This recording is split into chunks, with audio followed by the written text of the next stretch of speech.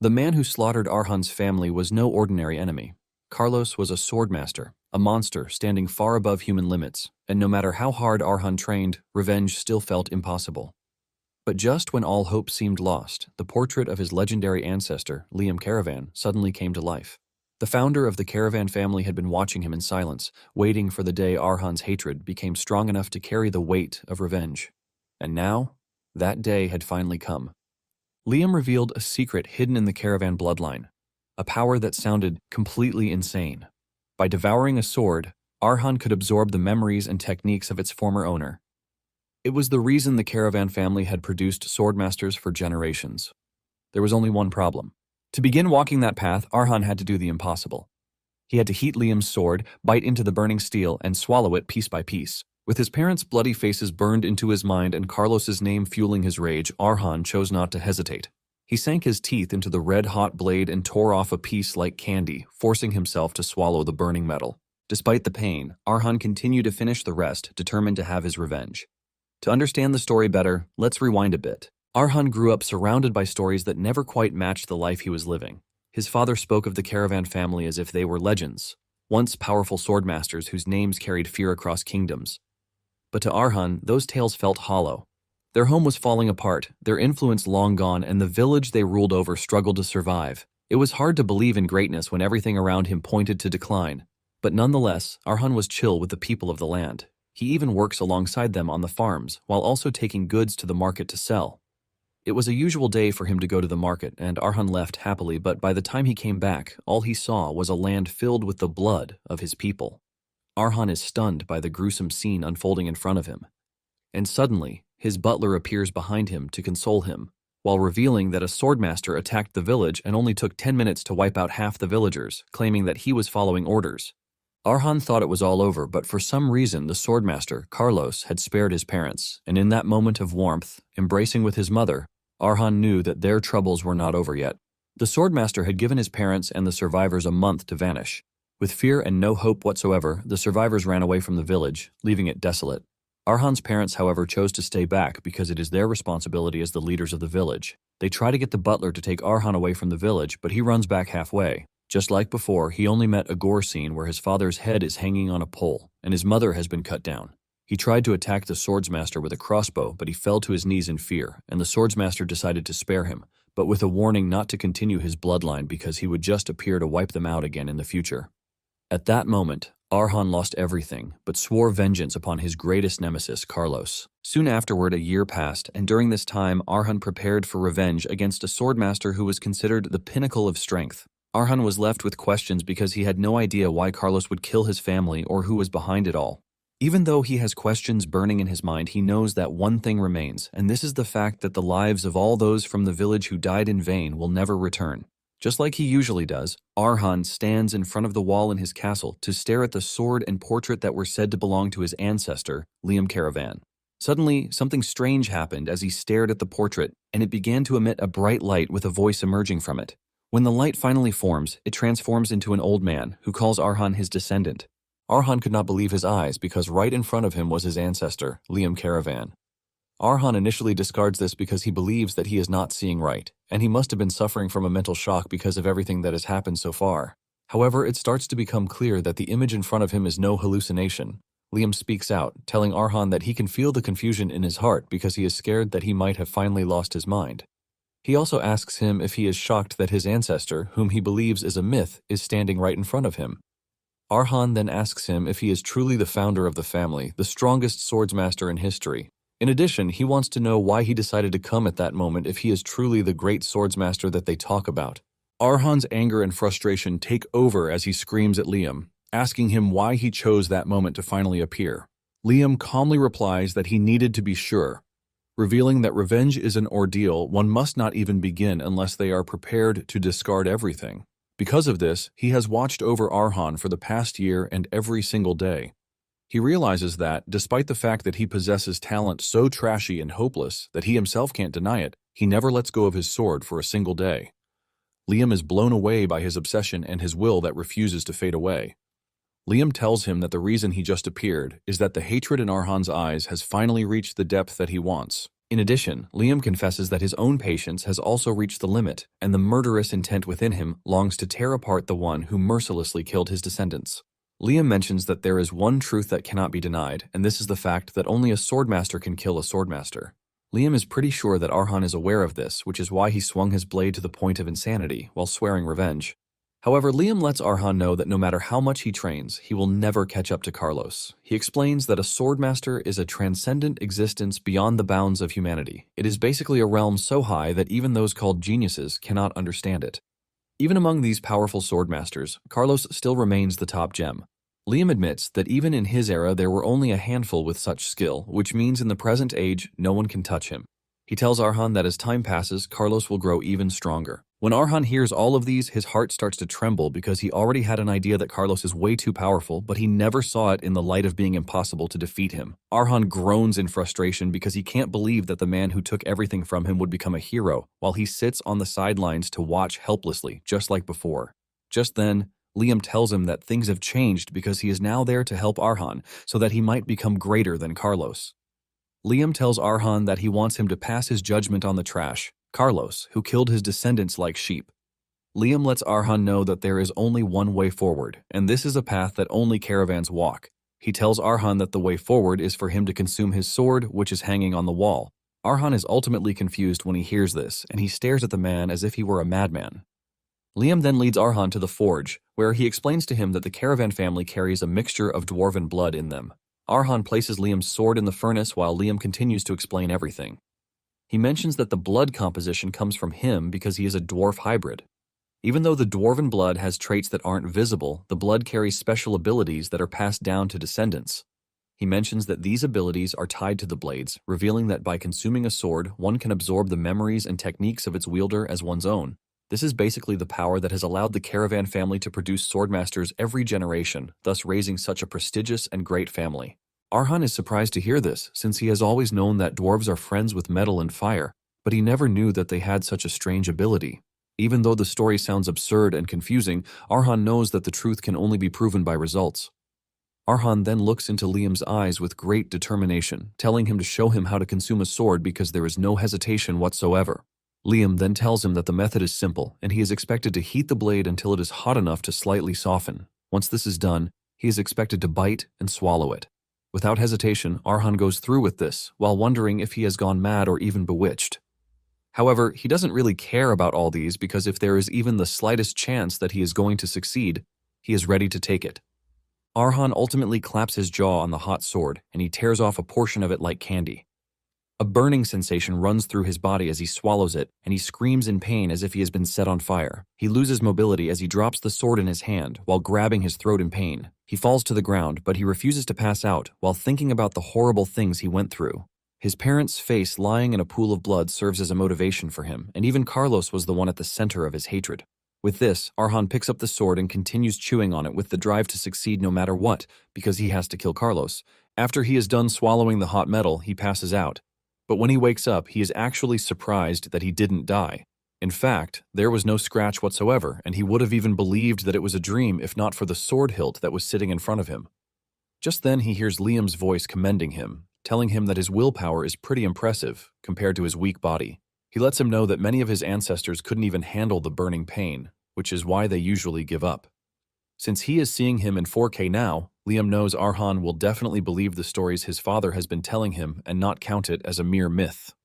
Arhan is blown away, but he composes himself and he bows to Liam, greeting him as their founder. However, Liam tells Arhan that he is supposed to call him his master, not founder, because this is what his other students called him. Arhan then switches it up by calling him what he prefers, while maintaining the bowing posture in front of him. Arhan asks him if this means he has inherited the great power that his father talked about because he was the one who said swallowing the sword would give him power. However, as it stands, he doesn't feel any different, and Liam lets him know that there is actually a problem with this. Although the problem is with Arhan himself. Apparently, Liam wanted Arhan to swallow the sword so he could move straight to master level. But because the concentration of his blood has reduced over generations, he can't digest the power inside it just yet, even though he has absorbed the sword. To put it simply, Liam lets him know that he can't absorb the full essence of his sword. Arhan is surprised to hear this, but he accepts it as what it is because he has to follow whatever his master says. Liam is shocked that Arhan is not overreacting to this, and Arhan reveals that he already knew that his body was weak. Even though the result was disappointing, he is at least relieved that there is still another way out. Liam asks him what he means by another way, and Arhan reminds him that he said it is impossible at the moment, which simply means that in the future, he would be able to absorb his power at some point. Alternatively, he can still find a sword that matches his current level of strength. Liam is blown away by Arhan's impressive intuition. He lets him know that he is right because the more the sword is used and worn, the better it is. He then asks Arhan to take him to a place that has a lot of swords, so he can pick the right one. Arhan then takes him to a junk site where there are a lot of used swords. Liam admits that the place is creepy as hell, and black mages would have loved to get their hands on a place like this. Arhan explains that all the junk from the slums find their way there. From worthless scrap to broken weapons, it is basically a place to find a sword that would fit what Liam said. Liam agrees that it is a good start, revealing that in his early days, he devoured swords in bloody places just like this one. They were swords by dead soldiers, axes that are covered in dirt and blood, and spears with broken tips lying around. Liam talks about how much he consumed these swords, and he urges Arhan to get stronger if he wants to survive. Liam says the place somewhat reminds him of back then, just like battlefields where lives clashed endlessly to stay alive. He talks about the cruelty of war and how countless lives fade away without a trace. Even among these dreadful memories and sorrow, he mentions that there would still be someone who would leave a brilliant spark of light. Liam then points to the distance, telling Arhan that he has found the sword for him. The sword is more or less like a needle, but Liam lets him know that this is what he needs. 1 month after this, some thugs make their way to the village, and the best place they decide to enter is the castle. They wonder why it is empty and start making up assumptions. One says they must have used the mansion for black experiments before abandoning it. However, another disagrees, saying they would have been dead the moment they walked in if that were the case. Another mentions that there is a possibility that a fallen noble is hiding in the mansion. The mercenaries are happy that they have gotten their hands on good loot because there is no one to stop them. One of them finds the clothes belonging to Arhan's late mother, and he starts rummaging through them. This entices the group, who believe that there is a lady living there whom they can have fun with after they are done looting. They start passing the clothes around to smell, but suddenly Arhan's voice cuts through the hall, telling the group to stop whatever it is that they are doing. Arhan emerges from the dark corridor, telling the group that his mother liked everything neat and clean, which is why he is going to ask them nicely to put everything down so that they can talk instead. The thugs start making fun of Arhan, since he is a kid, and even a boy at that, since they were expecting a girl that they could mess with. Arhan then asks them if they are looking for food or a place to stay. He assures them that he doesn't mind letting them stay as neighbors, but the thugs believe that Arhan is crazy for saying things like this. The leader of the group starts walking toward Arhan, telling him that he must really be stupid for not running away when he saw them. The dude lunges at Arhan while asking if he is eager to die. This ultimately turns out to be his biggest mistake as he unleashes the fury locked inside Arhan's body. Before he can react, Arhan pushes the needle sword into his abdomen, targeting a really vital spot. The baldy coughs up blood as Arhan stares him dead in the face with anger written all over him. 1 month earlier, after Arhan picked the sword, he had asked Liam if he was sure that this was the sword he wanted him to swallow, because it looked more like a needle than a sword. Arhan says it looks like something that would break if he tries to cut something with it. Liam tells him that this is exactly how it should be because it wasn't made to cut enemies or break things. Liam tells Arhan that it was made for one thing only, and it was basically made for a life or death fight. Liam tells him that it is a sword that is made for just stabbing. Arhan is confused when he hears this, and Liam understands why he would be because he can easily argue that a spear would be better. However, he lets him know that for a weak body like his, nothing beats memories that are inside the sword. Liam lets Arhan know that the owner, Mary, stabbed over 200 enemies with a body that is even weaker than Arhan's. Liam urges Arhan to respect the sword and swallow it with gratitude because the metal might be light, but the life inside it is heavy and serious. Liam lets him know that by taking in Mary's memories, he is definitely going to gain a lot. Going through Mary's memories, she was just a 10-year-old girl whose parents died in a fire. She only managed to survive with burn marks on her face, while her parents were burnt beyond recognition. By the time she woke up, she had softly revealed that she would have preferred to die with her parents. After Mary lost everything, she started living in an orphanage. And the day she learned that the orphanage worshipped the goddess of fire, everything became worse for her. She fell into despair because she basically lost everything to fire, but she is expected to live in a place that calls fire salvation. The rest of her days at the orphanage were awful, and she became progressively worse with other children always staring at her like she was some kind of weirdo because of the burn mark on her face. They say a lot of terrible things behind her back, and sometimes she hears them, which even makes her wish to die at some point. Mary was always wishing that she would die just so she could escape the horror, but everything changed on a particular day.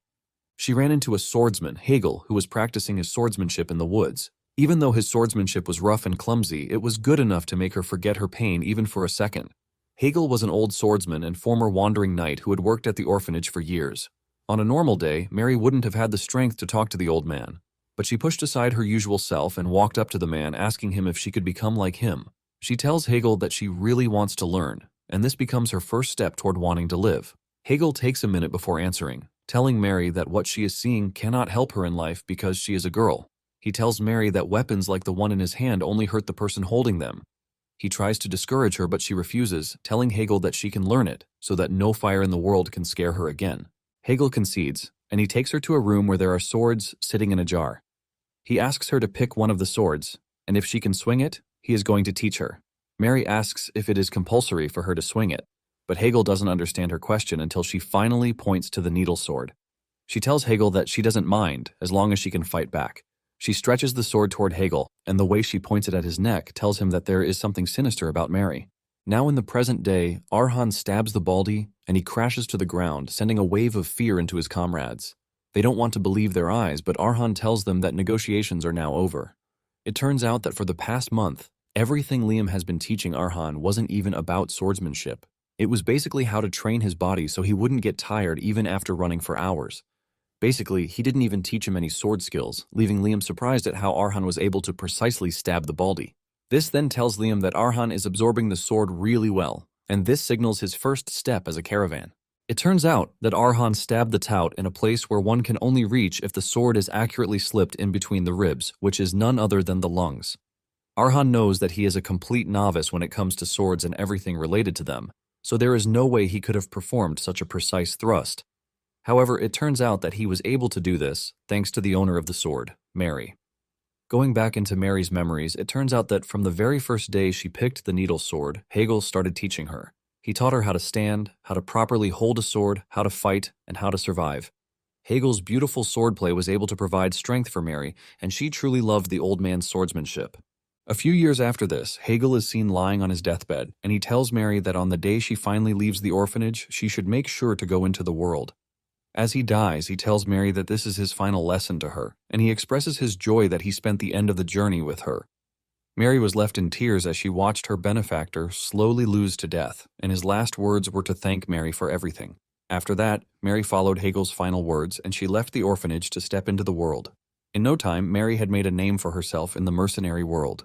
Thanks to the fact that she uses a needle-like sword and was a young woman, she was given the name, the Stitching Gypsy. Tears flowed out of Arhan's eyes as Mary's memories flowed into him, and he finally understood what his master meant when he was talking about absorption. The baldy is still alive and he is begging to be spared, but Arhan ignores his cries. He walks up to him and pushes the needle into his head to finish the job because he has made up his mind to finish what he started. Even though this was his first kill, Arhan didn't feel anything. There was no emotion whatsoever, and the only thing he could see was the situation left before him, which was the rest of the thugs. He knows that he was able to get the jump on the baldy because he underestimated him, but this is not the case with the rest, especially the fact that he is outnumbered. He is pretty sure that the thugs know this too, but he can't understand why they are not attacking him even though they have the numbers. Liam then tells Arhan that the group is terrified, and it is understandable because what Arhan just showed are not movements of a beginner. Liam explains that a certain amount of fear helps one to survive, but excessive fear ends up clouding one's judgment. Just as he said, the thugs are freaking out as they turn to each other, asking themselves what they are supposed to do. Basically, the fear creeping into their body is tricking them into believing that Arhan is more powerful than they are. Liam explains that the thugs are probably looking at him like he is some sort of killing demon skilled with a sword. Since this is what they believe, Arhan decides to make their fear come true. He leaps toward the group, and instead of trying to defend themselves, they freeze in fear. Arhan runs circles around them while weighing their strengths. He dodges their frantic strikes before picking out his target. Arhan locks in on one and pushes the sword into his neck, ultimately severing his life. It turns out that Hegel once told Mary that she doesn't have the liberty of time since she is a woman and she has limits. Arhan is operating on that principle as he runs around the group with his insane agility.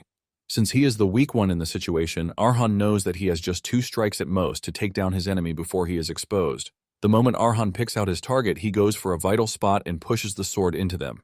Basically, it is a situation of, don't make up for what you lack, but make what you have shine.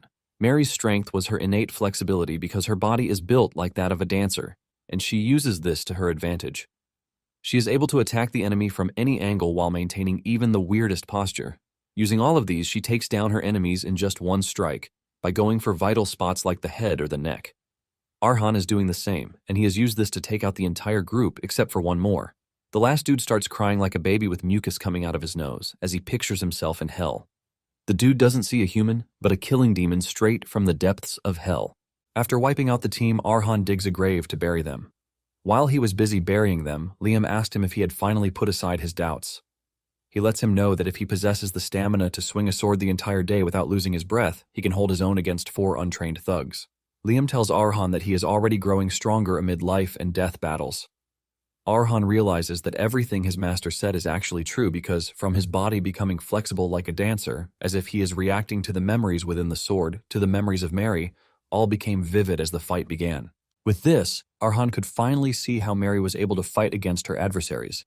He wonders if this is what Liam is saying about the power of digestion, on how one becomes stronger the more they understand their opponent. Liam then tells Arhan that he doesn't lie when it comes to swords, but he lets him know that his days ahead will be filled with pain. He lets him know that he is going to go through hardships that would make him beg for death. He says it is going to reach a point where it would look like his current suffering is nothing but bliss. Liam then asks Arhan if he can still walk this path, and Arhan answers with determination that as long as everything he does helps him get a chance against Carlos, he would do whatever is necessary. The next morning, all the determination in his face turns into fear as he is ordered to climb a very high cliff. As he climbs the high cliff with sweat running down his face, Liam can see how scared and worried he is. He teases him, asking him where the look of determination in his eyes from the night before disappeared to. He asks him if doubt has started creeping into his mind, but he is not worried about this because it is also a part of his strengths. Liam says he is aware that Arhan has always been like this since he was young. Even though he would need to address this someday, he tells him that for that moment he just needs to sort out his curiosity first. Liam explains that the path of a swordsman is largely divided into 5 stages. There is the sword beginner, which is the entry level of the sword, the sword walker, the realm reached by those with talent. There is the sword runner, and these are those who have been established as the axis of the battlefield. The 4th is the sword expert, and these are sets of people who can single-handedly turn the tide of war by themselves. Last but not least is none other than the Swordmaster, and they reign above everything else, like they are gods. Liam then asks Arhan where he thinks he currently sits among the 5 ranks. Arhan takes a deep breath before telling Liam that he is pretty sure that he is expecting a spirited answer, but he assures him that he knows his level very well. Arhan says the prerequisite for swordsmanship is manipulating mana, and the second, which is needed to handle mana, is the formation of a mana heart. However, since he hasn't formed a mana heart yet, Arhan is honest with himself, and he knows that he doesn't even qualify as a beginner yet. Liam is pleased to hear this, and he commends Arhan, telling him that his self-awareness is pretty great. Liam confirms Arhan's suspicion, telling him that he is truly an amateur among amateurs who hasn't even entered the threshold of the sword. Liam tells Arhan that the training is to lead him to the path of a beginner so he can create a mana heart.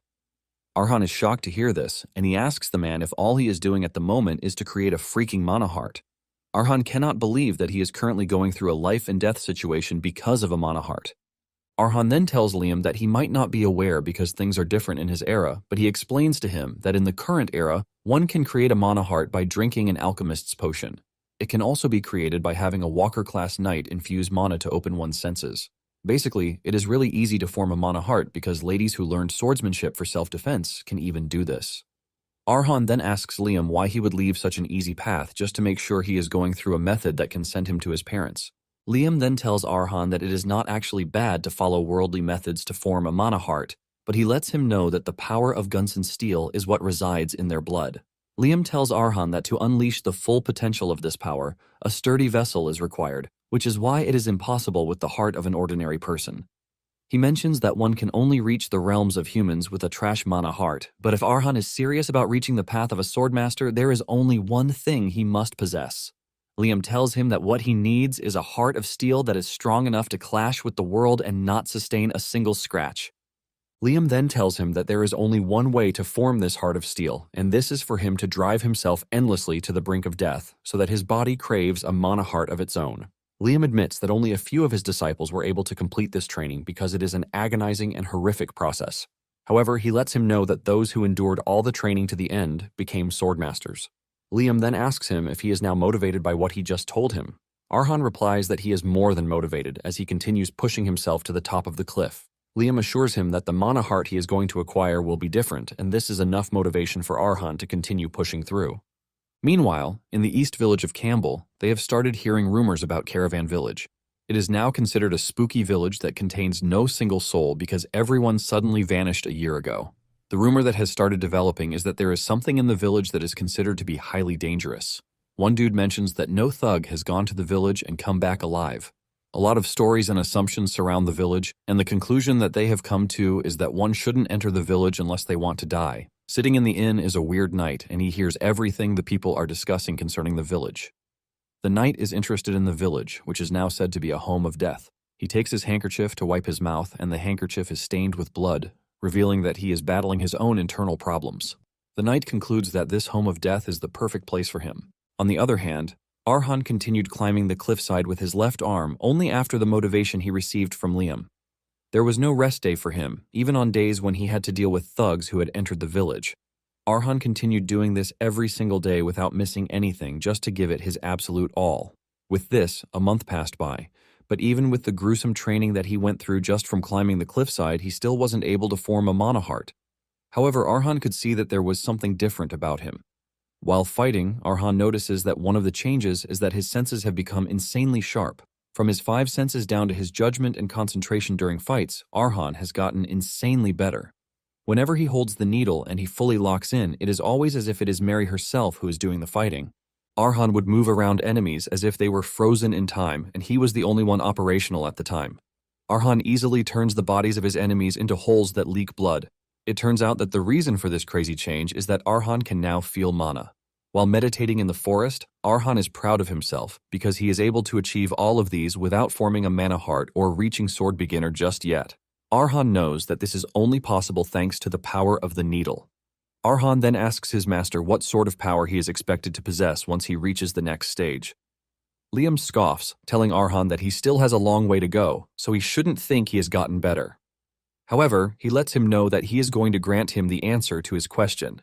Liam explains that once he forms a mana heart to become a sword beginner who understands the depth of this power, he can then be said to have gotten to a level that is equal to Mary's. If he can move further from this, channeling the power from the mana heart, he would have reached the realm of a superhuman that is capable of strengthening physical abilities and establishing a field for offense and defense. Liam reveals that this is the stage that is called a swordwalker. Even though it is the next step after beginner, he would realize that the moment he faces it, there is a vast difference between the two. Liam then asks him if this answers his question, and Arhan says yes. However, Arhan has one more question, and this is about the man who just settled down in their territory. Arhan has been watching him, and he asks Liam if this fellow is a swordwalker. Liam confirms this, saying the man is an opponent who is on a different level from the trash Arhan has been dealing with until that very moment. Liam asks Arhan what he plans to do about the man because with his current power level, he won't even last a second against him. Arhan replies that he is still monitoring the situation while preparing for any eventuality that might come up. Arhan tells Liam that he really doesn't have any choice in the first place. Liam then tells him that he still has the option of abandoning the territory so he can avoid a fight. However, Arhan replies that this is not an option that he can choose because even though the territory is now desolate, it is the only place where he can remember his memories with everyone. Liam understands his pain, and he urges him to become really strong because in this harsh world, power is the only answer. Liam tells Arhan to use his wishes as fuel to propel himself forward to get what he really wants. Liam urges him to use his pain as a source of strength to become as hard as steel so that no one will dare to mock his words ever again. Later on, Arhan ends up running into the night, and he orders Arhan not to take a step if he doesn't want to die. Before the whole confrontation, the moment the man arrived in the territory, Arhan had been watching him as part of his daily routine. Arhan learned something important in those times. Even though the village has loads of empty houses, the man acted as if people still owned them and didn't even bother to touch the smallest item. He only lives simply with just the one bundle he brought with him, and his other habits were gazing at the sunset every evening while lost in thought or spending time in prayer.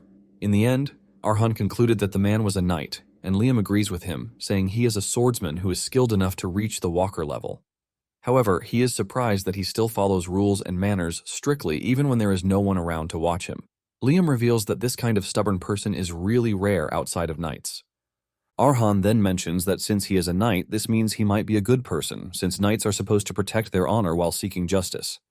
Liam cuts in, saying there is no doubt that they chase honor, but Arhan is wrong for calling knights righteous people. He mentions that honor is something that is personal and subjective. He mentions that the honor that they follow isn't always good for everyone because a knight's honor depends on the person they swear loyalty to. Their honor is basically decided by the will of their employer, particularly the one who pays well. Liam decides to explain to the naive Arhan what a knight really is. He tells him that a knight is just a hired sword who uses honor as an excuse for violence. He is basically someone who uses ancient sword skills to kill efficiently, and since they are covered in expensive armor, they are simply an enemy that is much harder to kill. Liam tells Arhan not to be fooled by the fancy word that is called a knight, suggesting that he looks at what they really are so he can judge for himself. Liam tells Arhan that suspicion is his greatest strength, and he reminds him that he's been like this since he was little. When he was a kid, he would basically listen to his father's stories about the family, but deep down, he was questioning the authenticity of these. Even when a new power made him overconfident and put him in danger, his sharp senses and careful watching helped him remove risks so he could find answers. Liam continues by saying suspicion means not being swayed by what he sees or hears, but using every way possible while thinking endlessly to get closer to the truth. Liam urges Arhan never to lose his mindset of being suspicious every time, because people without this mindset can never go beyond their limits. Liam tells him that this is actually the real gift behind his skill with the sword. Arhan is totally locked in as he receives this important lecture from Liam. After Liam is done with the lecture, Arhan assures him that he is going to remember everything. It is because of these lessons that Arhan never lets his guard down around the strange man who is settled in his territory. Only after making sure that the knight might not be a threat does Arhan plan to ask him to be his neighbor. Arhan approached the knight in the most careful way that he could, but the two ended up holding swords at each other. The knight tells Arhan that he is aware of the fact that he has been watching him, but he urges him not to even think of escaping. The knight assures Arhan that he is going to cut him down immediately if he turns his back on him. Arhan maintains his defensive posture because he never thought things would turn out the way it does. Going into Mary's memory, she narrates how loads of mercenaries approached her to recruit her. On the other hand, thugs who had heard the rumor of how good she is decided that the best thing to do was to pick a fight with her. During these days, she had one thought that she might no longer be a random female mercenary with a sword, but a proper, strong swordswoman. However, it didn't take long before she realized just how wrong she was. She ran into a swordwalker knight who easily disarmed her while dunking on how trash her skills are. The knight tells Mary that he would have killed her if she weren't a woman, and he trash talks her, telling her that she is just an insect.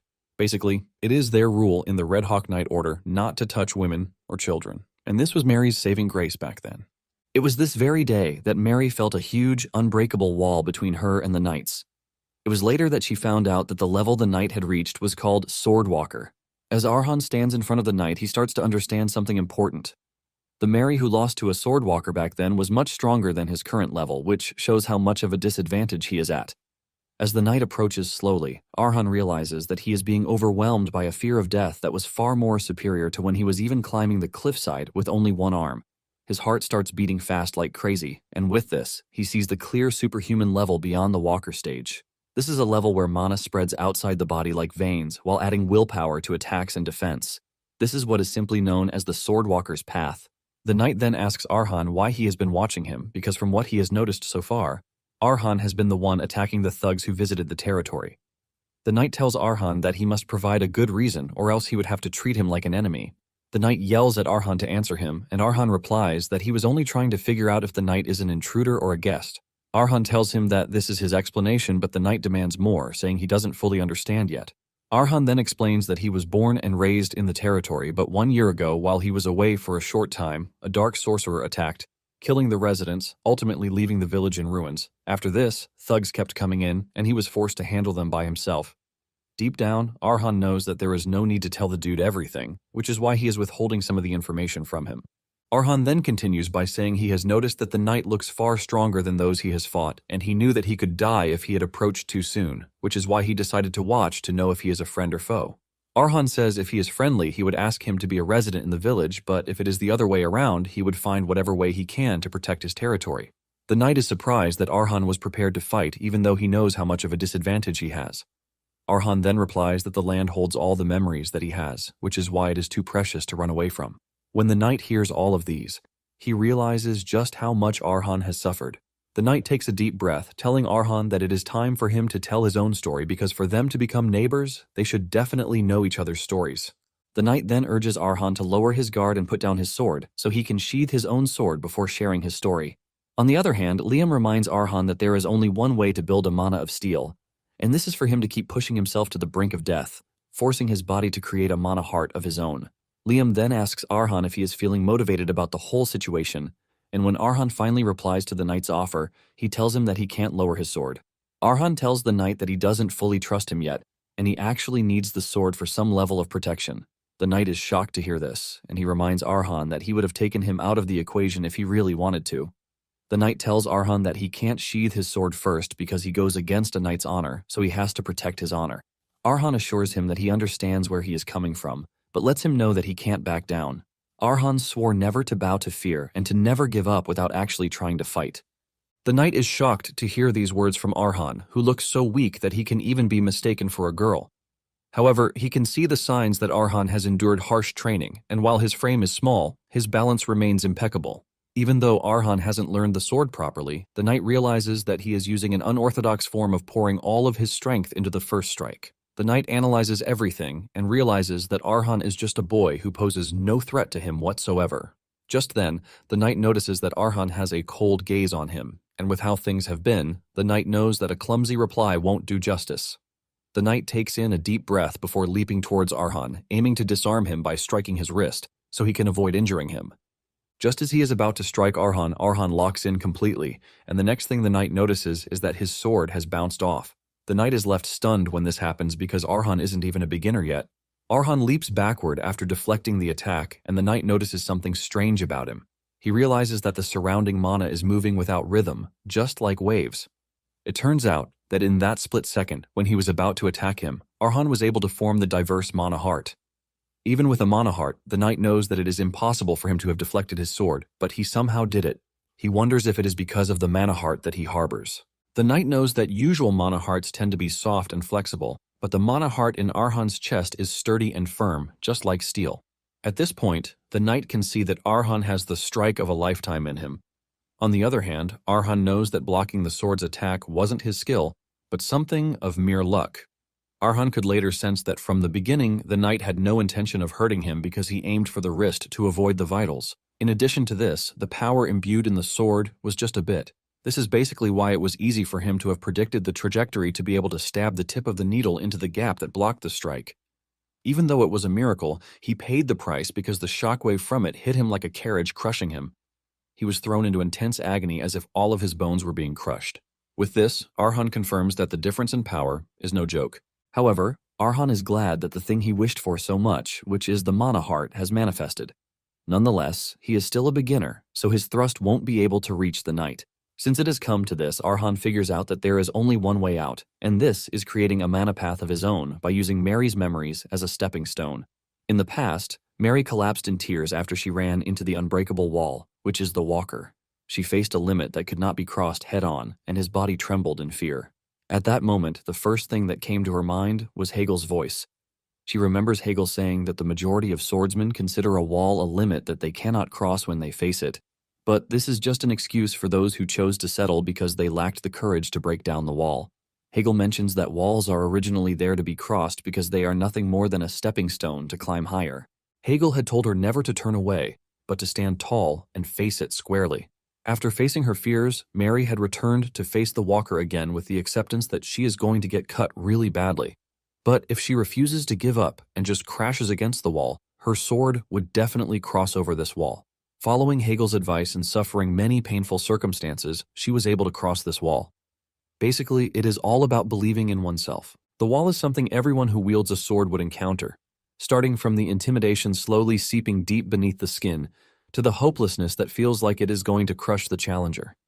Just taking a step would feel like a heavy load, and there will be temptation to turn away, but in this dire and tough moment, Arhan stood his ground and crashed against his tall wall.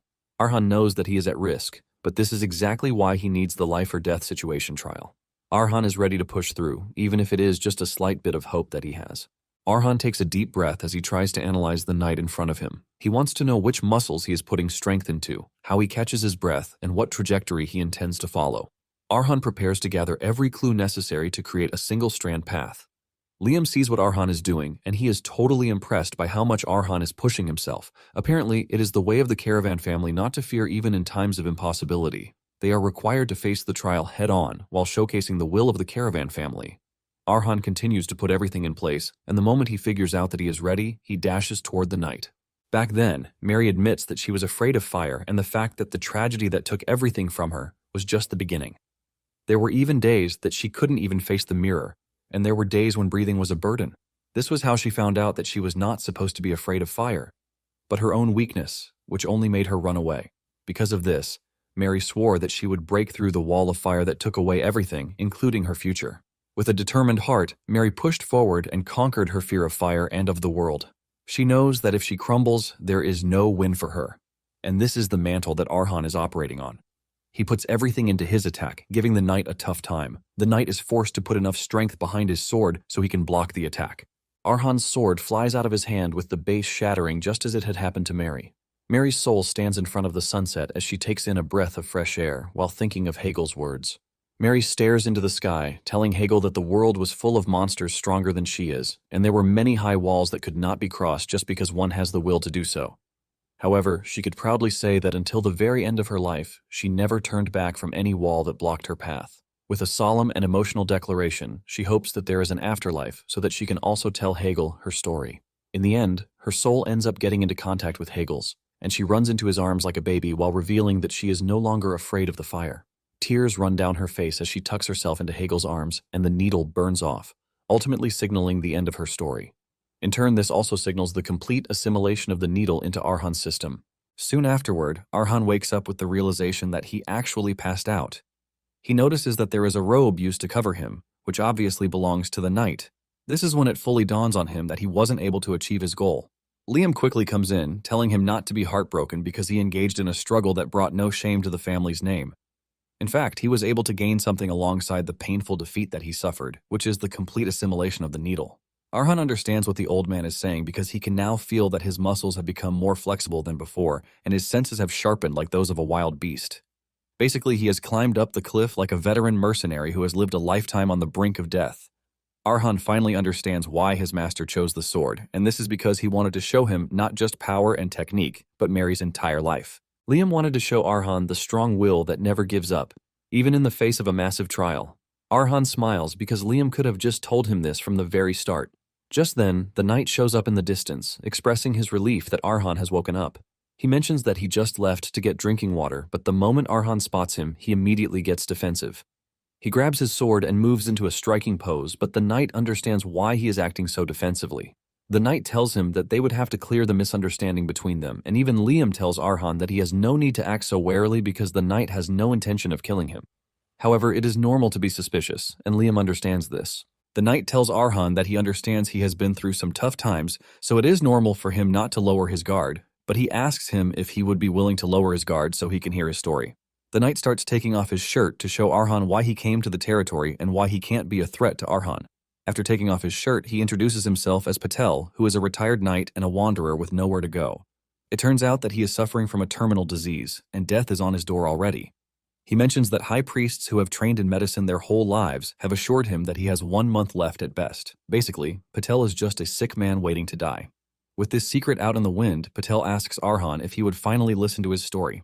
The two then settle down to talk, but unlike Patel's fine swordsmanship, he was bad with words, and he struggled to articulate his words. However, his emotions were true, and what Arhan sensed about him is that he is a knight who left the order he pledged loyalty to after receiving a terminal diagnosis so he could find a place to die.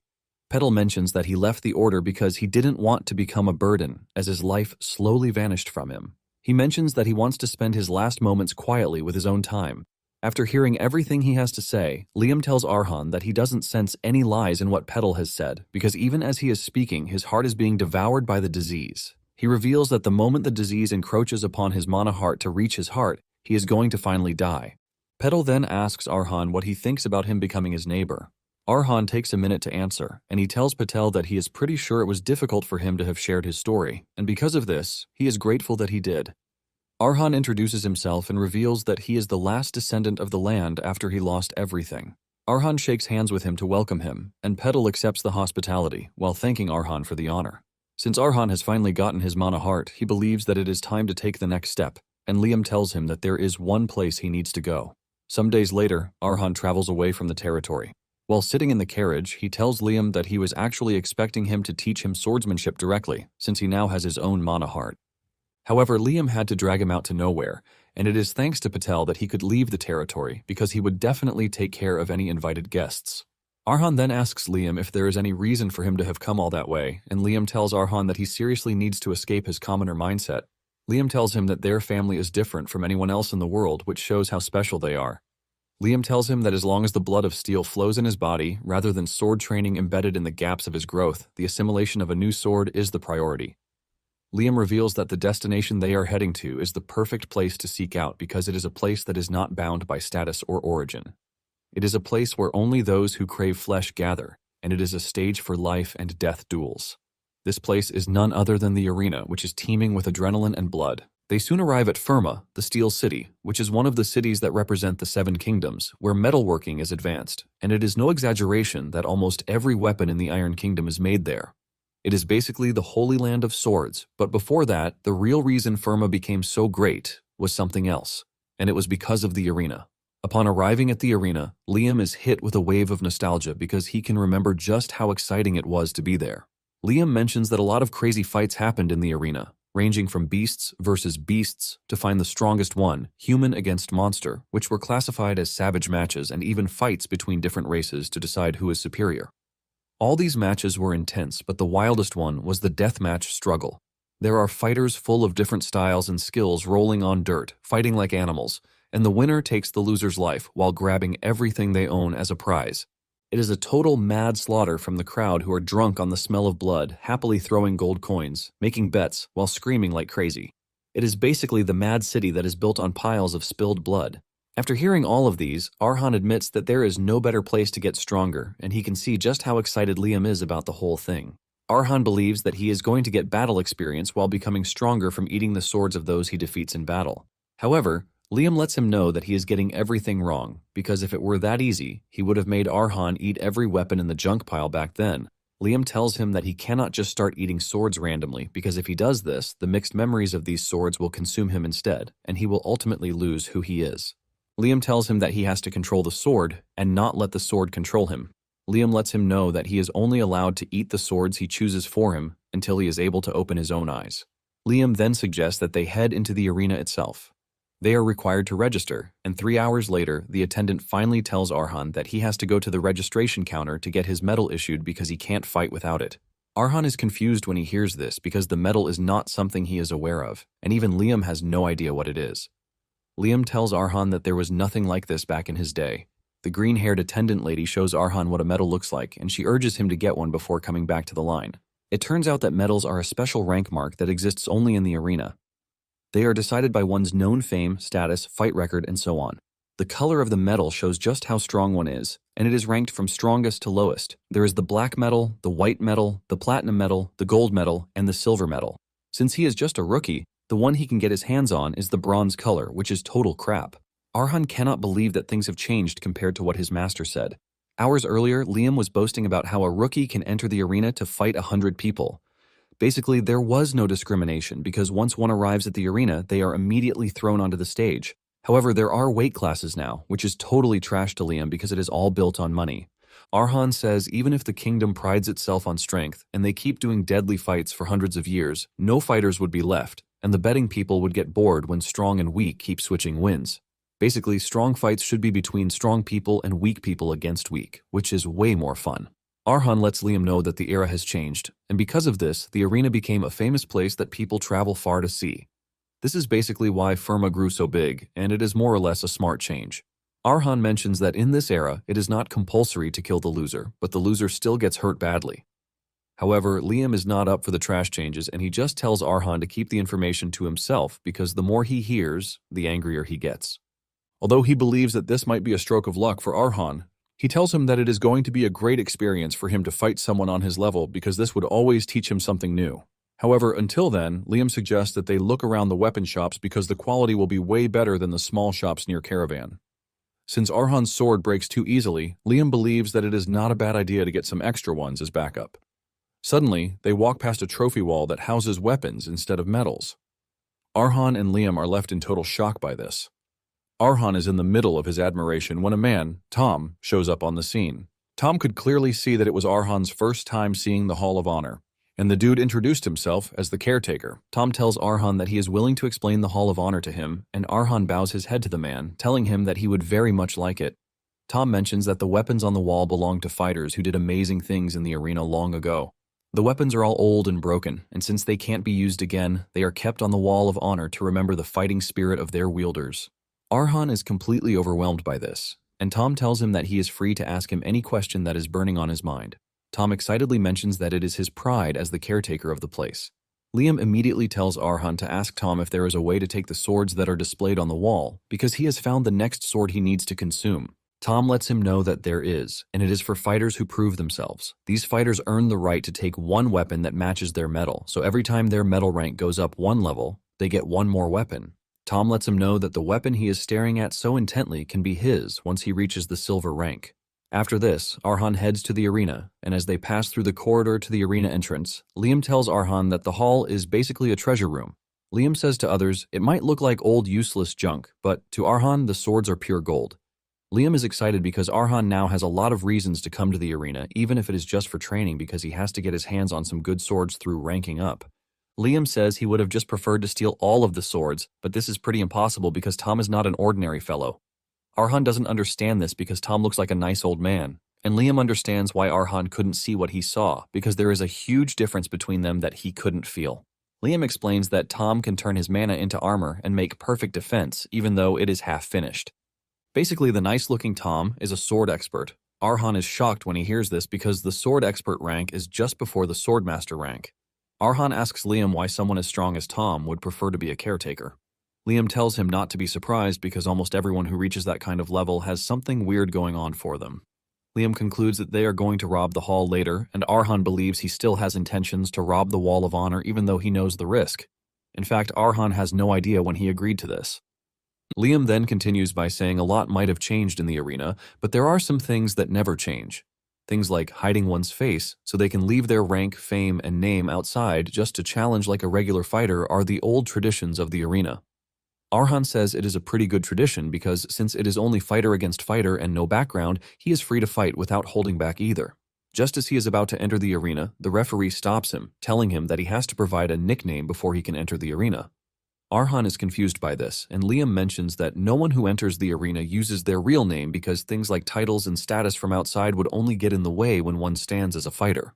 The man urges Arhan to tell him the proudest name he is going to carry in his fighter life, and Arhan thinks about it for a minute before choosing the name he wants, which is Liam.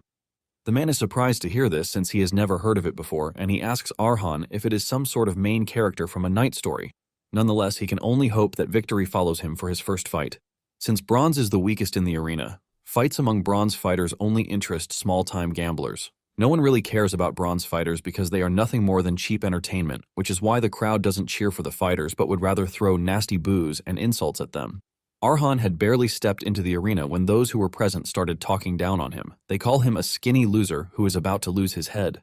Liam is not surprised that they are shouting insults because in the Iron Kingdom there is no respect for the weak, since the strong rule everything. Liam asks Arhan if he is being affected by the insults, but he says no. Liam is relieved to hear this, and he reminds Arhan that he put his name on the battlefield, which means he is carrying all of Caravan's history and honor. Arhan assures Liam that he is aware of this, which is why he has to win no matter what. Arhan walks up to his opponent, who is a giant, scary dude with a big weapon.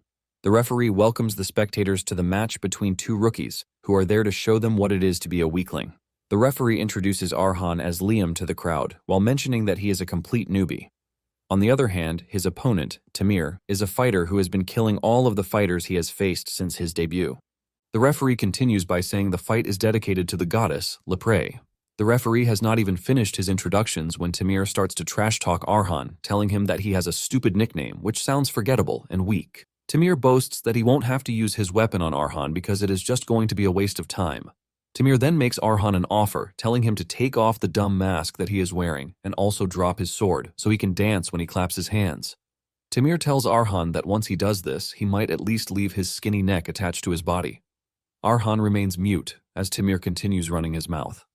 When he finally speaks up, he tells Arhan that he heard there is an unspoken rule that the fighters don't kill each other. Tamir laughs out loud when he hears this, saying Arhan must have decided to challenge the arena because he thought he wouldn't die. Tamir screams at Arhan, telling him that no one cares about any stupid unspoken rule because where he grew up in the Zernia Mountains, the loser male always dies. This is basically why he has killed all the last 3 guys that he has fought by breaking their necks with his own hands. Tamir says Arhan might have asked why he is going this far, and Tamir maniacally reveals that it is the best kind of fun. However, Tamir tells Arhan that he looks way too weak, and even if he snaps his neck, he might not feel anything thrilling whatsoever. This is why he wants Arhan to at least shake his body to provide some sort of entertainment for him and the crowd.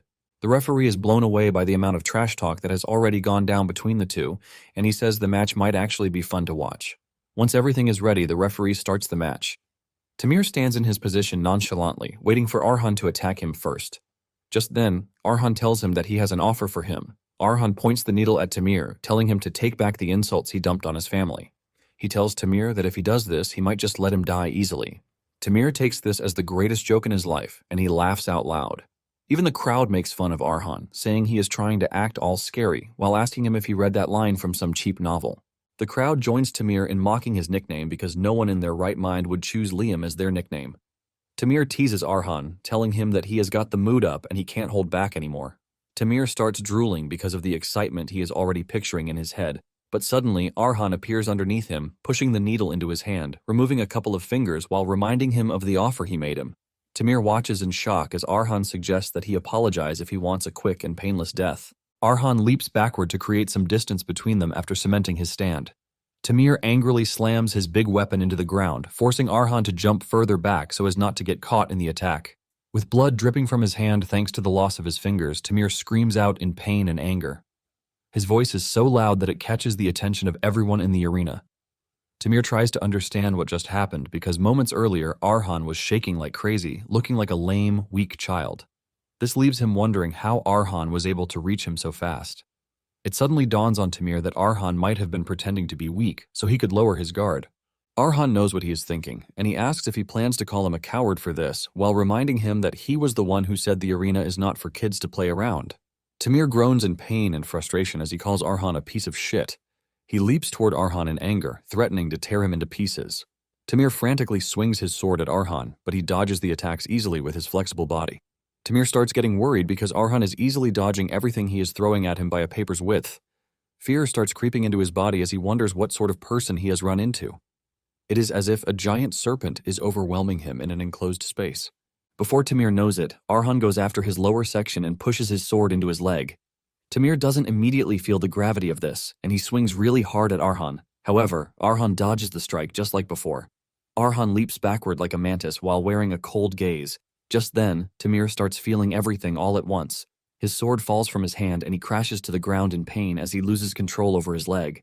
With the dude rolling in pain, Arhan walks up to him, telling him to take off his stupid helmet and dance to his clapping just like he told him. Arhan looks totally scary as he repeats Tamir's exact words to him. Realizing that he is about to lose his life, Tamir has no choice but to accept Arhan's offer. However, he tries to be sneaky since Arhan has moved closer to him. He tries to grab his sword with his left hand, but Arhan pushes the needle into his left hand, crushing it completely. Tamir groans in pain, and Arhan urges him to think hard about his next decision because it might be his last.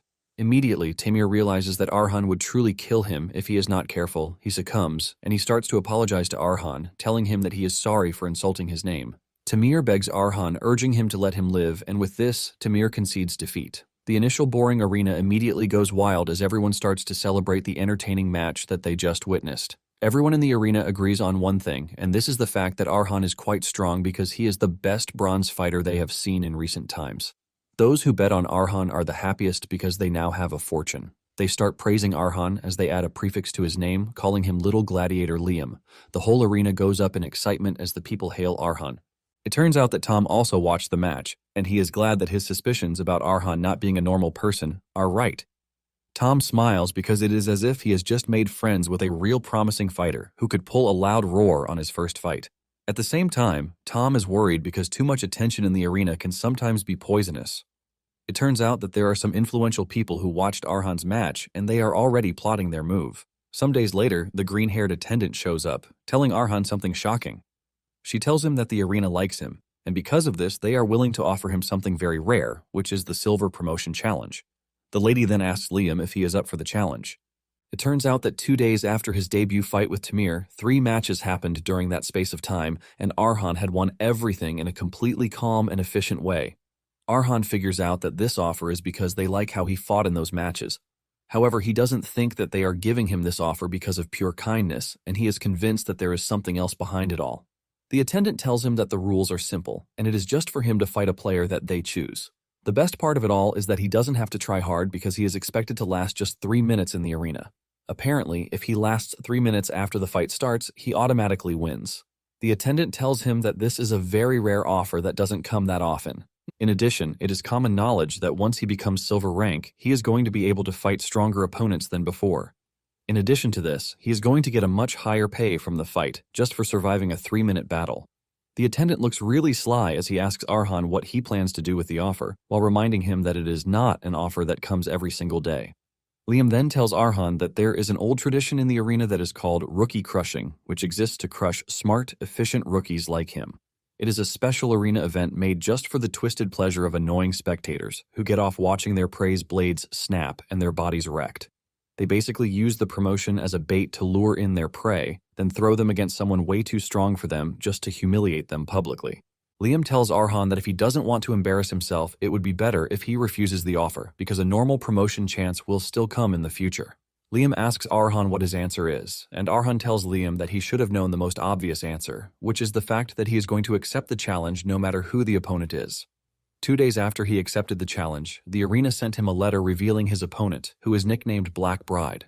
The Black Bride graduated from a top academy and they have never lost once in silver rank. Black Bride is basically a real powerhouse among swordwalkers, and since the academy doesn't produce trash talents, the academy certificate alone gives one the opportunity to become a knight, which is the ultimate elite badge. To put it simply, Black Bride is ahead of Arhan in every aspect. Arhan reveals that he checked about the Black Bride, and it turns out that they dominate every fight, leaving every single opponent with the inability to fight ever again. Liam realizes just how serious the arena guys are because if they prepared this much for him, it means lasting 3 minutes in the arena is going to be a big task for him. Liam mockingly tells Arhan that he is utterly screwed. Arhan asks Liam if it is that serious because he believes that Black Bride can't be that stronger than Patel. Even though Patel is sick and weak at the moment, he used to be one of the strongest swordwalkers.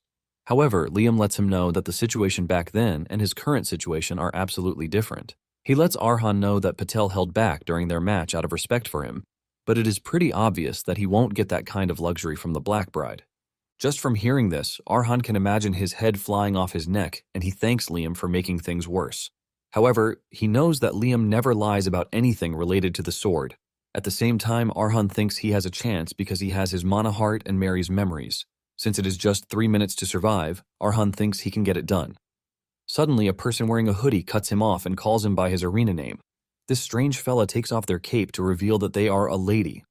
Arhan can sense the overwhelming aura from the lady and fear grips him right where he is. He takes a closer look at the lady and her sword, and this is when he immediately figures out that the Black Bride is a lady. Arhan remains mute as Black Bride walks toward him, and he tries to deny the fact that he is Liam. Black Bride sighs before telling him that he is making things unbearably annoying. She grabs her weapon, ready to unsheath her sword. Arhan also grabs the needle as he prepares for a counterattack, but before he even knows what is going on, Black Bride has gotten to him.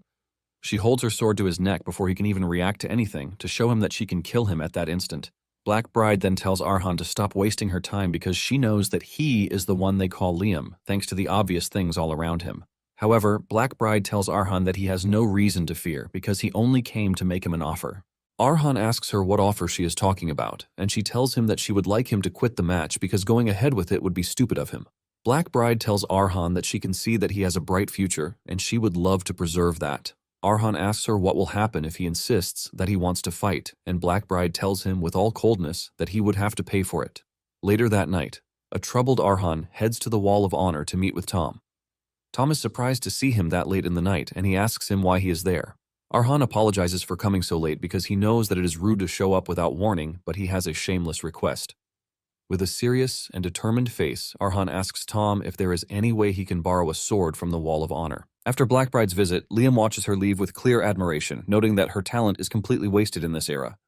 He explains that most swordwalkers hit a wall and crumble, but Blackbride is different since nothing is blocking her growth. With just a slight push, she could ascend to the next realm, making her a once-in-a-generation genius. Hearing this level of praise from Liam, who rarely compliments anyone, Arhan is left stunned. Recalling how Blackbride nearly took his head earlier, he realizes the gap between them isn't just large, but it's straight-up hopeless. But still, backing down isn't in his vocabulary, so he makes up his mind to face her. Since Arhan refuses to forfeit, Liam wastes no time and urges him to find the second sword. That night, Arhan meets Tom at the Hall of Honor and asks to borrow a sword. Tom hesitates before asking if it's related to his duel against the Black Bride. Arhan is stunned that Tom has already heard about it, and Tom lets him know that the news about the fight has already spread like wildfire because it's a fight between two most promising gladiators. However, Tom can clearly see what's going on behind the scenes. The arena isn't promoting Arhan, but they're clearly setting him up. Tom tries to talk some sense into him, explaining that Black Bride isn't someone he should be fighting yet. This is because she's a genius from the Eastern Continent, a top graduate from one of the Iron Kingdom's 3 great academies, and an undefeated force in the arena, which is why Tom believes it's not the time for Arhan to face such a daunting fighter like the Black Bride, even though he's an excellent fighter with a lot of potential too. He advises Arhan again to gain more experience through other battles and challenge her after building the strength to withstand such a force. He believes it's the only way to put on a spectacular fight while staying alive. Arhan briefly thinks about Tom's words and simply thanks him for the advice, after which he declares that he still wants to fight Black Bride. Like a true menace, he activates his secret technique, emotional manipulation.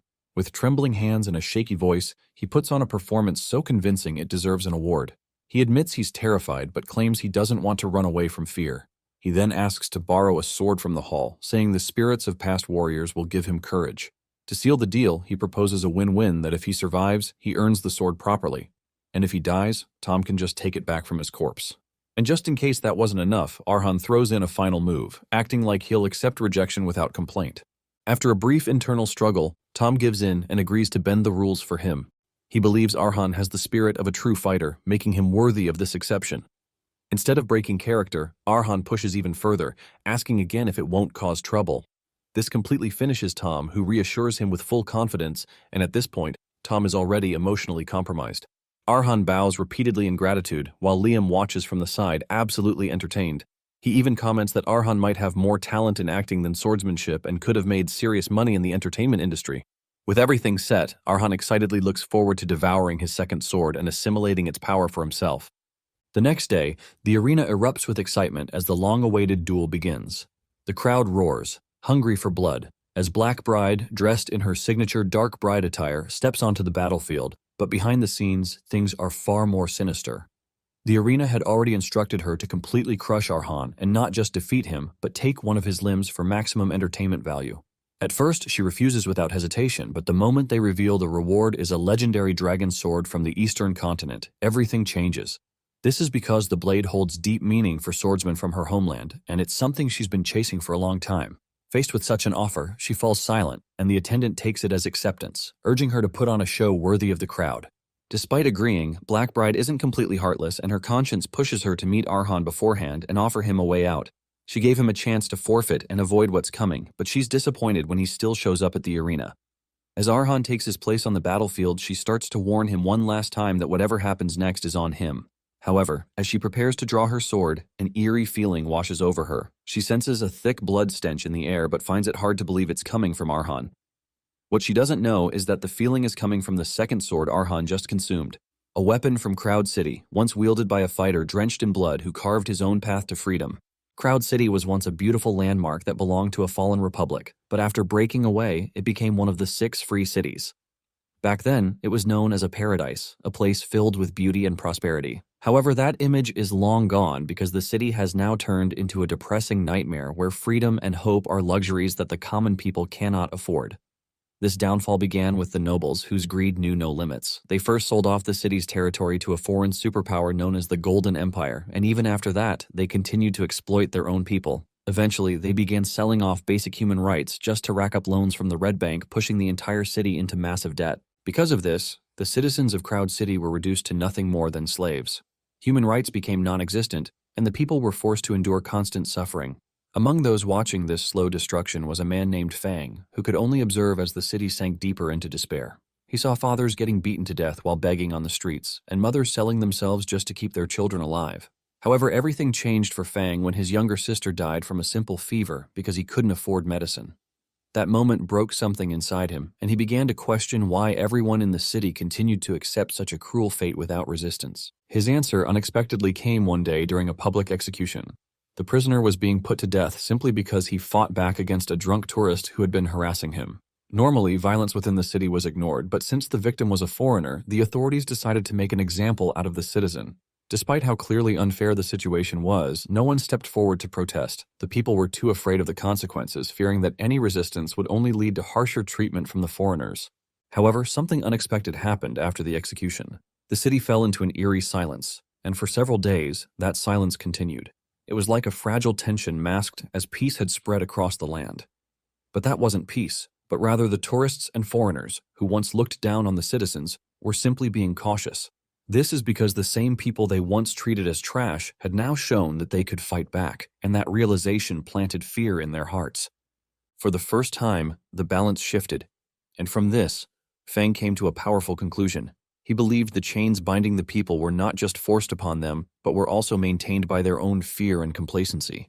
If they truly wanted change, then those chains could have long been broken. However, he also understood that freedom would not come without a price. It would require bloodshed, and someone would have to bear that burden. Accepting this reality, Fang chose to step into the shadows as an assassin, deciding that he would become the one to deliver judgment. He was willing to stain his hands with blood if it meant restoring the freedom and paradise that Crowd City had lost. And now, Fang's very weapon is one that Arhan has devoured, and hope can help him turn things around in this duel.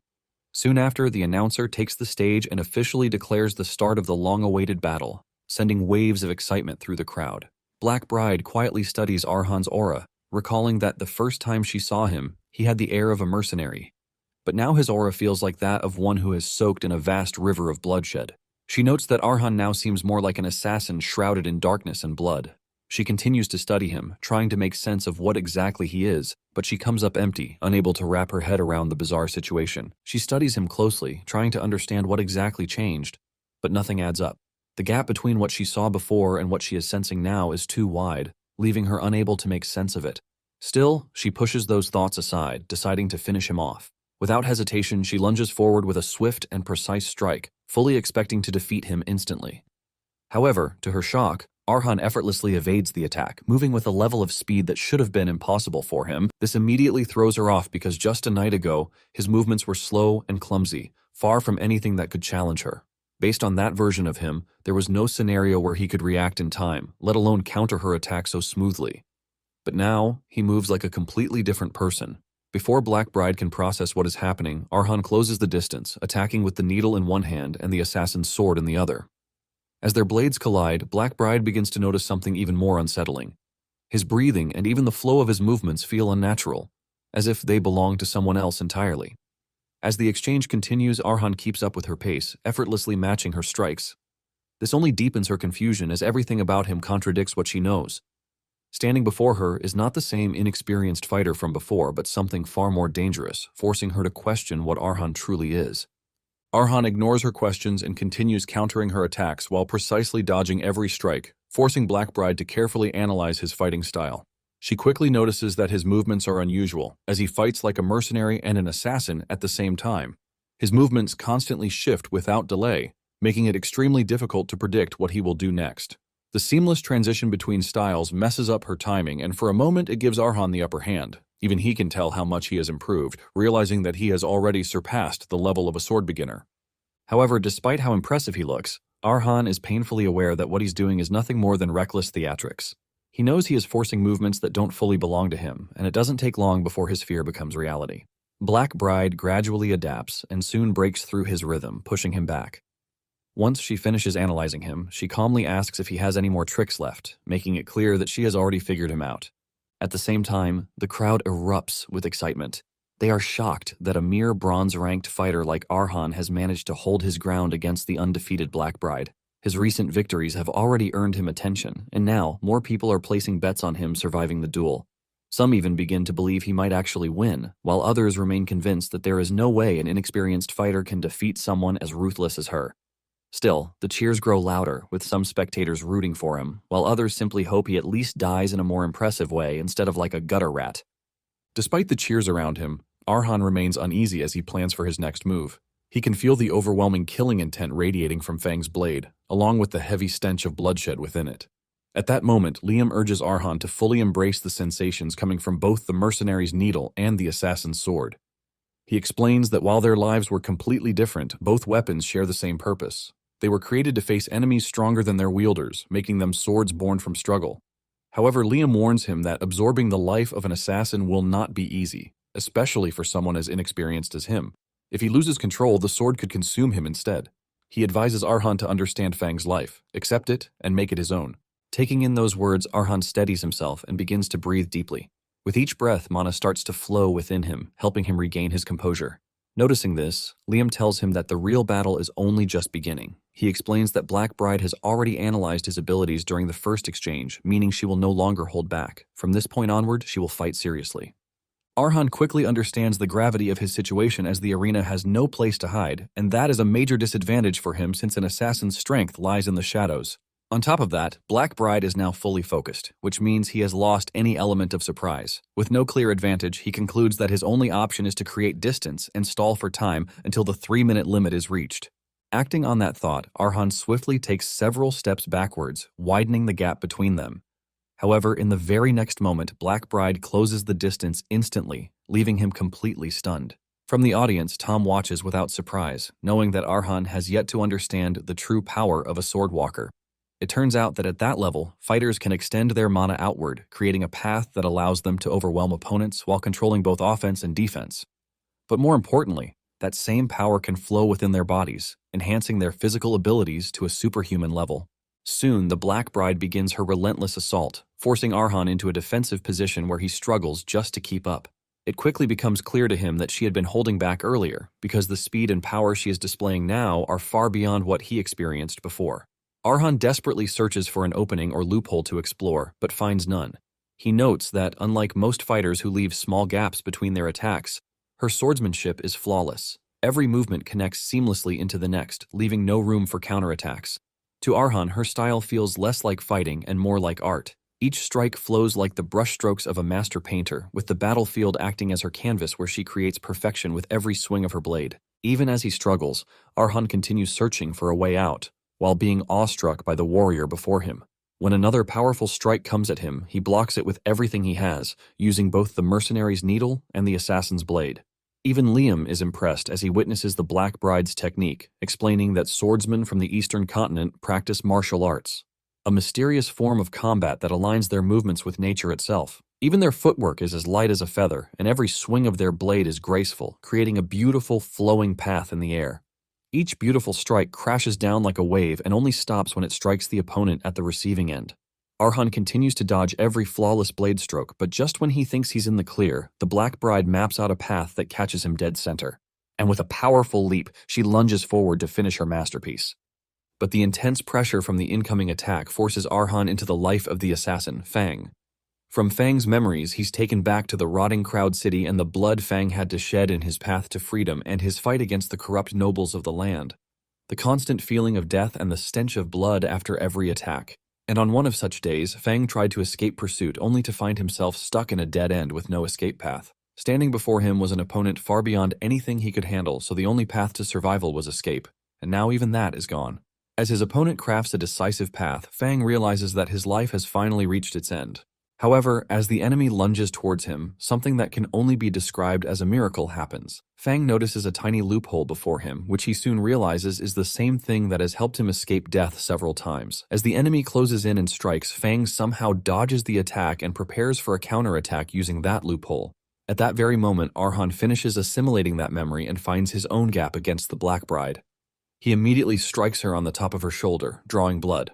The Black Bride is taken by surprise as Arhan dashes to the other end, having finally understood how assassins always find a way to survive even in the most insane conditions. However, this is something he couldn't have achieved on his own, but with the memories of a genius assassin.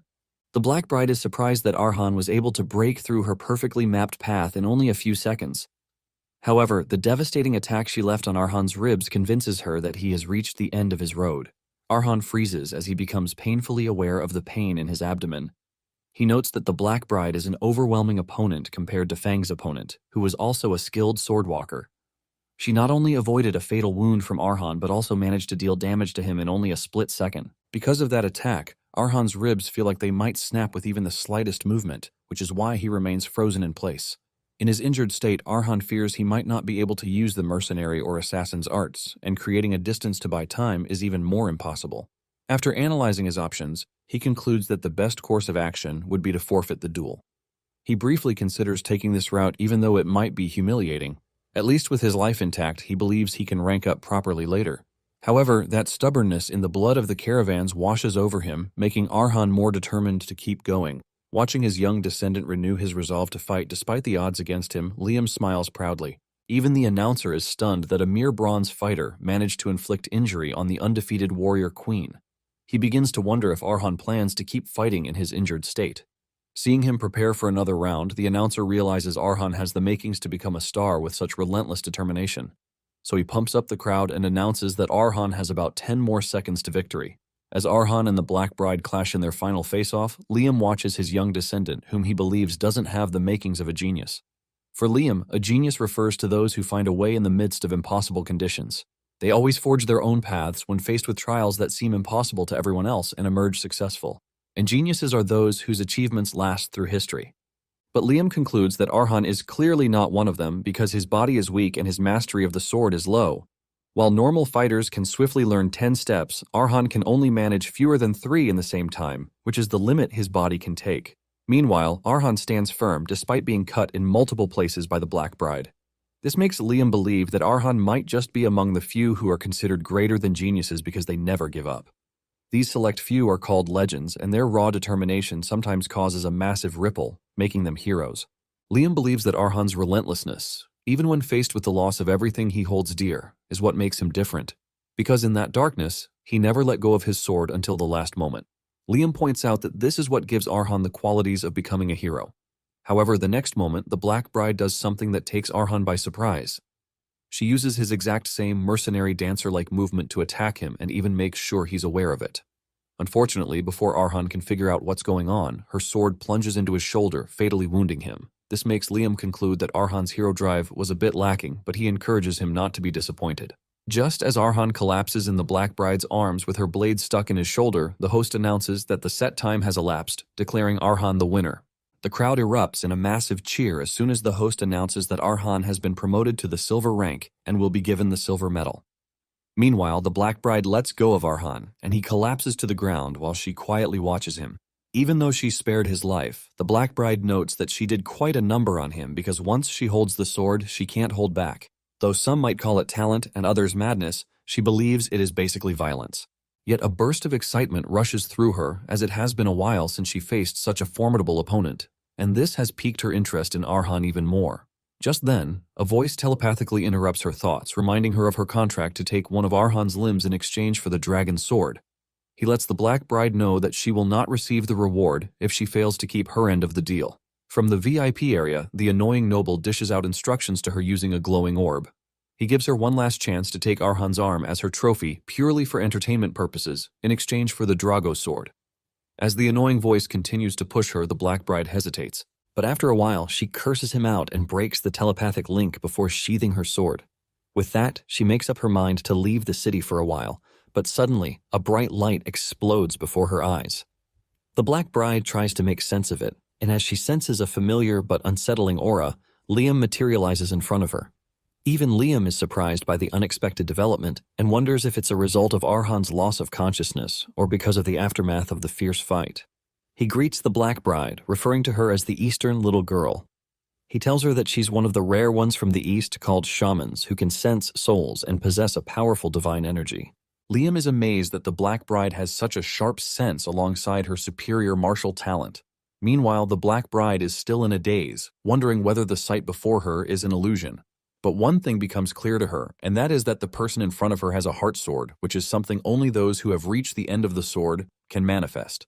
The heart sword is also a symbol of someone at the Swordmaster level. The Black Bride recalls that Swordmaster Carlos is surrounded by 10 blooming heart swords after he rose to become the strongest swordsman alive. However, the number of heart swords above Liam leaves the Black Bride bewildered. She begins to count, and from dozens, it soon stretches into hundreds and thousands, and she loses count, realizing they cover the entire sky. She studies him closely, unable to determine the nature of the creature towering before her. Sensing her dilemma, Liam tells her that she's not equipped to fully understand the answers to all her questions. He then encourages her that it's something she can also reach for, and it is known as the Land of the Swords or the final destination of all blades. Just as quickly as the illusion appeared, it vanished before her eyes. Before vanishing into thin air, Liam says he looks forward to the day they meet again, and he even calls her Seolyeon, which so happens to be her real name. Seolyeon stands there in a daze as memories of the stories her father used to tell flood back into her mind. Back then, he told them a legend about swordsmen who ascend when their realm reaches the heavens. Seolyeon's father says such swordsmen go to the land where immortals dwell. He explains that this place is a paradise filled with happiness, where those who have departed will one day welcome their loved ones. He also told Seolyeon that he would have no regrets if one day their family could be together again there. Having seen Liam briefly, Seolyeon realizes that the legend from her father's stories was real, and the God of Swords actually existed. The following day, Seolyeon approaches Arhan in the recovery room and introduces herself to him. But he is surprised and confused when she asks to follow him, so he doubles back to ask again, wondering if she has a few screws loose from the fierce battle between them in the arena. However, Seolyeon states clearly that she plans to stay by his side to see, hear, and feel everything. She tells Arhan that following him is the fastest way for her to achieve her dream of reaching the end of the sword and practically begs him to allow her. Arhan is confused and stares at her, bewildered, wondering if this is some type of new scam. Because it makes no sense that the all-powerful Black Bride would offer to be a follower to a frail scarecrow like himself. Seeing him flustered, Liam tells Arhan about his encounter with Seolyeon after he passed out in the arena. Liam proudly declares that she was captivated by his overwhelming eternal riz. Arhan almost gags as he watches his aged ancestor act like a clown fresh off the block. Liam continues to boast about how, since ancient times, swordsmen immediately become his loyal lackeys just by seeing his shadow. He then says he pities Arhan because at his age, he should be rolling in the sheets and experiencing crazy love with a girl like Seolyeon instead of chasing after bloodshed and revenge. Unfortunately, since Arhan has been forced by fate down the path of the sword, Liam advises him to cast away any romantic entanglements. He states that holding on to such attachment will only hold him back and make him weak. Liam then reminds him that he is the descendant of the caravan and an avenger of the ones who have been taken. He urges Arhan to weigh Seolyeon's value as a swordswoman and determine if it's real. Arhan quietly studies her notes that she's a high-level asset who wants to swear loyalty to him. And since Liam has also acknowledged her talent, Seolyeon will be helpful towards fulfilling his goal. Recalling how skilled she was during their fight, Arhan concludes that her presence will definitely push him to become better. So he introduces himself properly and welcomes her to join him as a neighbor, and Seolyeon also puts herself in his care. On their way back to Caravan, Arhan tells Seolyeon that he would like to clarify something before they get to his territory, and he urges her not to take offense at it. Arhan tells the lady that he is currently in a complicated relationship that he can't properly explain, but the baseline is that he can't be in a relationship with her. The mood immediately changes when Arhan says this, and Arhan continues by saying he is pretty sure that Seolyeon doesn't see him that way too. Nonetheless, Arhan reminds her that they are of opposite genders, so things can change unexpectedly. Just in case this happens, Arhan wants Seolyeon to understand his stand. Seolyeon then replies, telling him that she understands why he is worried, but assures him that there is no need to. Seolyeon completely ruins Arhan's ego as she tells him that he is not her type, so there is no freaking way anything will happen between them. Liam almost dies of laughter when he hears this, but Seolyeon doesn't even stop there. She tells Arhan she prefers men who are taller than her with a bulky body and sharp, intense features. She totally crushes Arhan by revealing that she wants nothing to do with skinny and frail guys. In addition, she says Arhan looks way too gentle, and he appears as the type who would apologize even if someone else started the fight. She roasts him so badly that even the carriage driver starts sweating on Arhan's behalf. Seolyeon tells Arhan that she has nothing against him, but it is pretty obvious that he is not her type. After saying this, Seolyeon asks if she still needs to continue, but Arhan shamefully says no because he might just wither away if he gets another round of roasting from the utterly blunt girl. Since they are past this, Seolyeon tells Arhan that she has something else to ask him. She asks him if there are other neighbors in his village, since he said she was the second one. Arhan mentions that a knight actually moved in recently, and he is pretty sure that she will get along with him. Arhan explains that Patel is skilled and a good person at that too. In fact, Arhan tells Seolyeon that Patel is a very kind person. Not long after this, they arrive at the village, and after alighting from the carriage, Arhan notices that Seolyun has just a small bag with her, and he asks if this is all she has. Seolyun confirms this, revealing that she doesn't have that much load in the first place. Seolyun says a sword and a day's worth of rations are enough for her because if she exhausts them, she can always get more. On the other hand, Seolyun notices that Arhan has a lot in his bag. In addition, she remembers that Arhan had only one sword back at the arena, but he now has at least 3 daggers. Arhan mentions that his sword got damaged in the last match, so he picked up a spare while he was in the city. Fortunately for him, he actually made more money because of his promotion to silver, and thanks to this, he was able to get some armor that he was missing. Arhan is happy that he actually visited Firma, the city of swords. Upon arriving at the entrance of the castle, they are met with a shocking scene. Petal is standing in the middle of corpses that he has cut up. Petal is surprised to see that Arhan has returned, and he apologizes for the embarrassing scene that he met. He mentions that some uninvited guests showed up, so he hasn't had the time to clean up. Petal notices Seolyun, and he smiles at her because he can easily see that she is the new neighbor that he talked about. Petal continues yapping, but Arhan cuts him short, telling him to catch his breath first. Seolyun looks totally stunned as she stares at the gory scene in front of her. Arhan shamefully walks up to Patel to whisper in his ear because he just ruined the image of Patel being a very kind man that he described for Seolyun. On the other hand, Seolyun could see that there is nothing ordinary about the village whatsoever. After they settle in, Petal explains that several intruders showed up while he was away. Fortunately, some of them backed up after he warned them, so there was nothing too serious about that. However, about a week ago, a completely different kind of group started targeting the village. Petal tried to handle things diplomatically, but they decided to attack him that very day. This was why he had no choice but to cut them down, which is why they met such a horrific scene. He lets Arhan know that from what he has gathered, the intruders are not ordinary bandits because they call themselves the Red Wolf Brotherhood. Arhan is surprised because names tied to colors and paired with animals are usually reserved for knight orders. Petal confirms this, explaining that such names represent identity and purpose. As a former knight himself, he finds it insulting for lawless bandits to imitate them. However, he warns that this makes the situation even more dangerous. When Arhan asks why, Seolyun explains that a group bold enough to mimic knights is either massive in scale or led by someone powerful enough to look down on knights entirely. At that very moment, Liam tells Arhan that this group is perfect for him to use as prey.